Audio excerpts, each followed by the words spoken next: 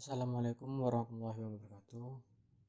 Perkenalkan, nama saya Alif Septiono Aziz, NIM 1806311000085.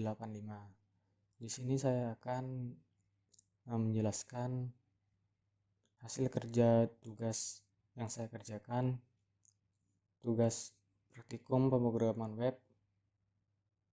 Nah, tugas yang pertama, buatlah sebuah program dengan tampilan dan hasilannya sebagai berikut. Di sini terlihat bahwa tampilannya itu seperti ini.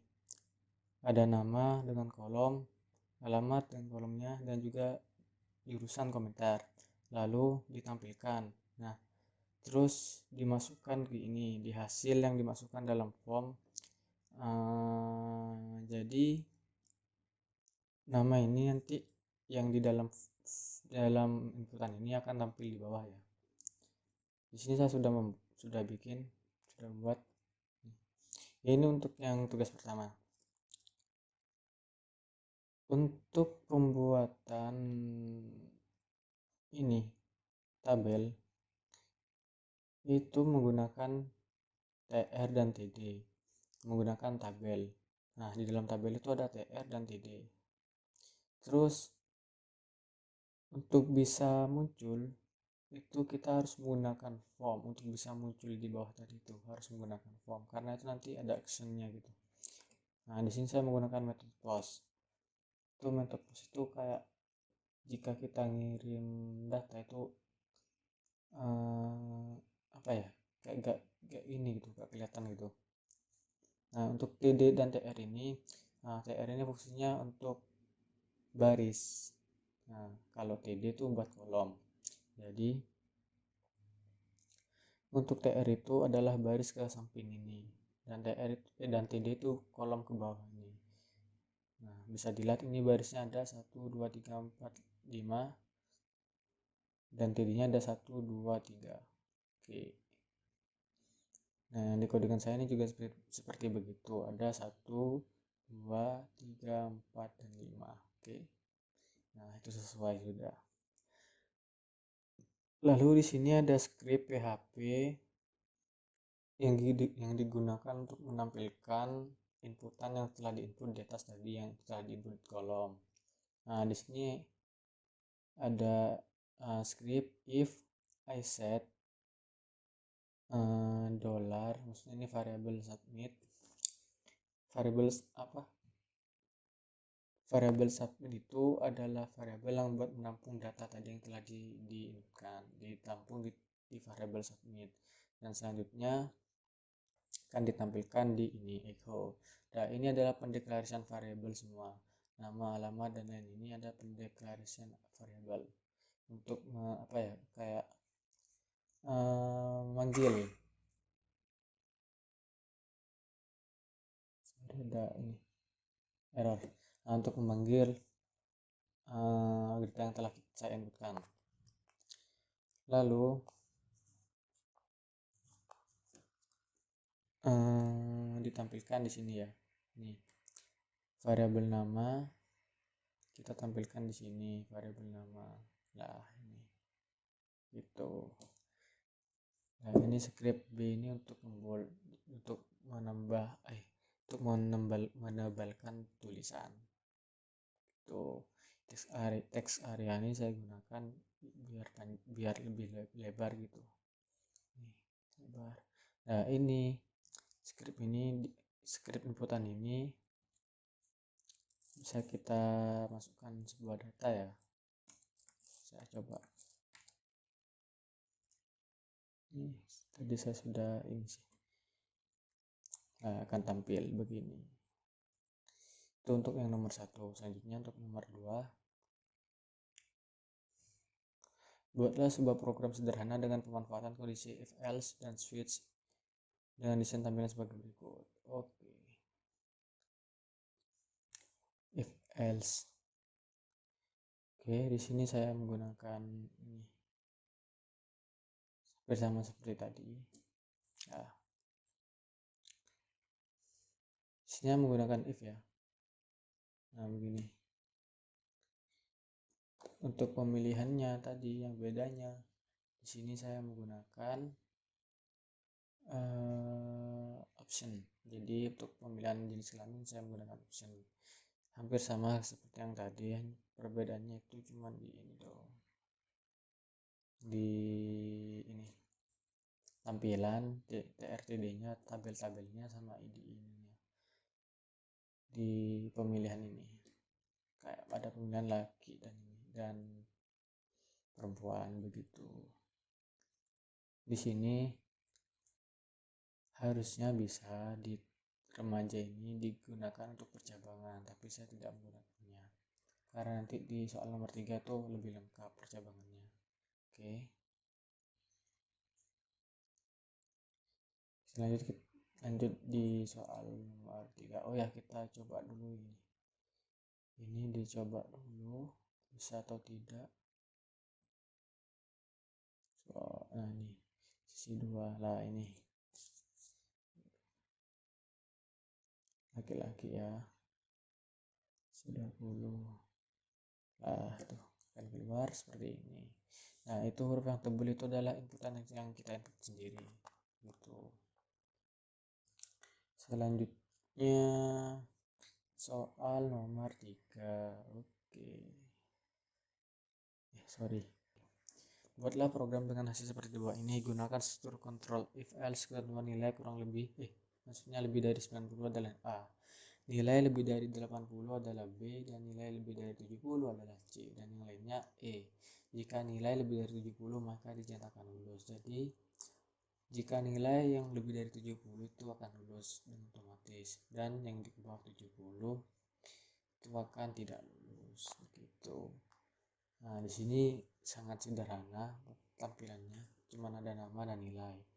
Tapi di sini kita harus menggunakan beberapa percabangan seperti if else ataupun switch. Tapi yang saya gunakan di sini adalah if else.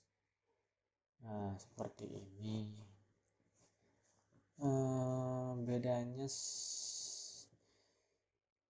sama sih untuk ininya, TRTD-nya sama, hanya saja tidak saya gunakan border. Jadi tadi itu sebenarnya ada bordernya, makanya ada kelihatan garis-garisnya. Kalau yang ini tidak ada bordernya. Untuk apa? Biar ininya lebih rapi. Sorry, saya buka dulu. Nah, biar ininya lebih rapi, lurus. Itu salah satu manfaat dari penggunaan TR dan TD. Oke, selanjutnya nih kita coba dulu ya.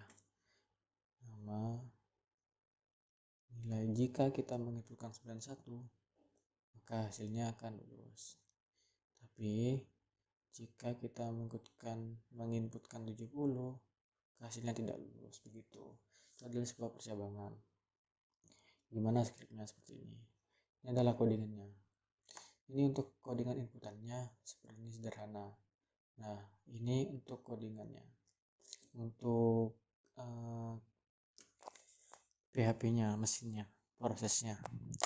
Nah, iset di sini digunakan untuk memanggil sebuah nilai ya, nilai dari yang kita inputkan tadi. Di sini nama ditampung di variabel submit. Oke.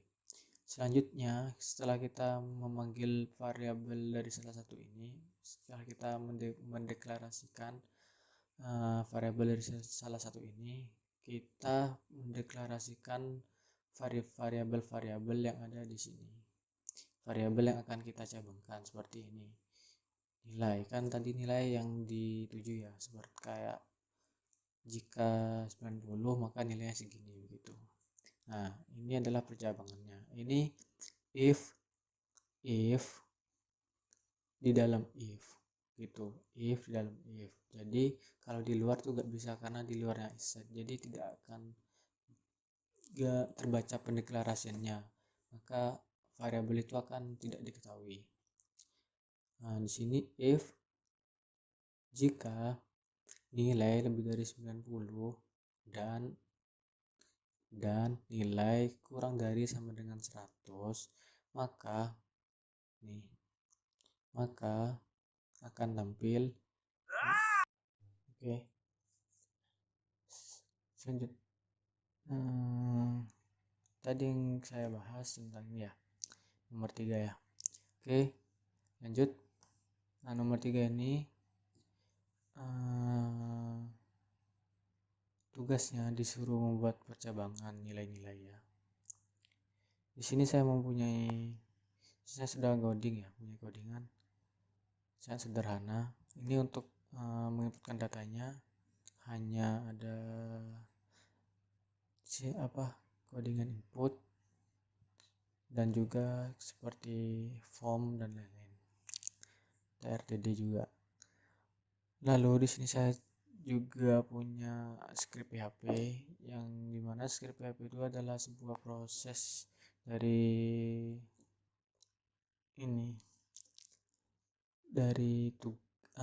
kayak dari web gitu.